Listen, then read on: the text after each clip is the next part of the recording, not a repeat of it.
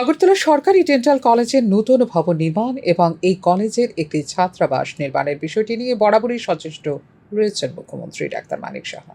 শুক্রবার এই বিষয়টি নিয়ে উচ্চ পর্যায়ের বৈঠক করেন মুখ্যমন্ত্রী ডাক্তার মানিক সাহা। মুখ্যমন্ত্রী ওয়ার রুমে আয়োজিত হয় এই বৈঠক।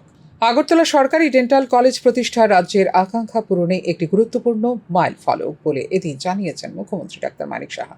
আগরতলা সরকারি ডেন্টাল কলেজের নতুন কলেজ ভবন এবং হোস্টেলের নির্মাণের অগ্রগতি পর্যালোচনা করতে গিয়ে এই প্রকল্পের সময়মতো সমাপ্তিকরণ এবং ত্রুটিহীন সমাপ্তি নিশ্চিত করার জন্য সংশ্লিষ্ট সকল কর্মকর্তাদের নির্দেশ দেন মুখ্যমন্ত্রী।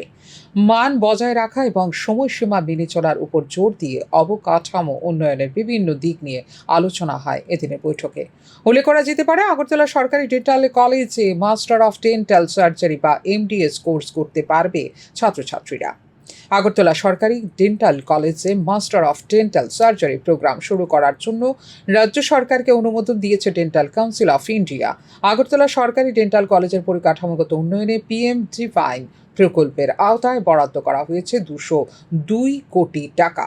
এক্ষেত্রে প্রায় 400 ছাত্রছাত্রীদের জন্য বহুমুখী সুবিধাযুক্ত একটি আবাস গড়ে তোলার জন্য বিশেষভাবে পরিকল্পনা নিয়েছেন মুখ্যমন্ত্রী। উত্তর পূর্বাঞ্চলের রাজ্যগুলির মধ্যে আগরতলা সরকারি ডেন্টাল কলেজ যাতে অন্যতম হয় সেই চিন্তাভাবনা নিয়ে কাজ করতে এদিন সংশ্লিষ্ট আধিকারিকদের নির্দেশ দিয়েছেন মুখ্যমন্ত্রী ডাক্তার মানিক সাহা। ফিউরো রিপোর্ট, নিউজ নাও।